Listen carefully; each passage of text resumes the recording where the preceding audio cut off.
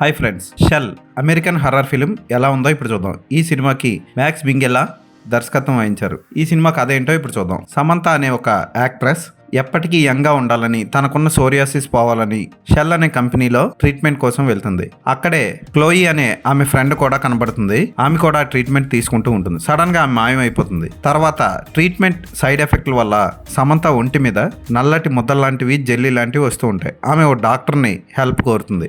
అతను దాన్ని తగ్గించిన క్లోయి అతనితో పాటు ఉందని తెలుసుకుంటుంది. అయితే క్లోయి భయంకరంగా మారిపోయి వికృతంగా మారిపోతుంది.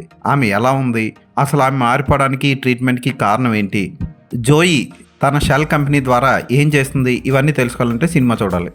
ఇలాంటి సినిమాలు మనం ఇప్పటికే చాలా చూసాం. ఇంగ్లీష్ పిక్చర్స్లో, హాలీవుడ్ సినిమాల్లో. ది సబ్స్టాన్స్ కూడా అలాంటిదే. అయితే ఈ సినిమా ఎక్కడ బోర్ కొట్టించదు, ఇంట్రెస్టింగ్గా సాగుతుంది. తెలుగు డబ్బింగ్లో కూడా రిలీజ్ అయింది. సమంత పాత్రలో ఎలిజబెత్ మోస్ అద్భుతంగా చేసింది. ముద్దుగా ఉంటుంది, చక్కగా నటించింది. ఇక క్లోయి పాత్రలో కయా గెర్బర్ ఓకే అనిపిస్తుంది.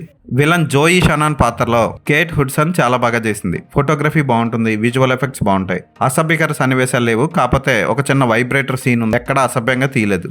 వైలెన్స్ మాత్రం క్లైమాక్స్ లో బీభత్సంగా ఉంటుంది. క్లైమాక్స్ లో వచ్చే విఎఫ్ఎక్స్ సన్నివేశాలు ఆకట్టుకుంటాయి. ఈ సినిమా అమెజాన్ ప్రైమ్ లో లభిస్తుంది, ఖచ్చితంగా చూసేయండి. ఈ సినిమాకి నేను ఇచ్చే రేటింగ్ 2.5/5.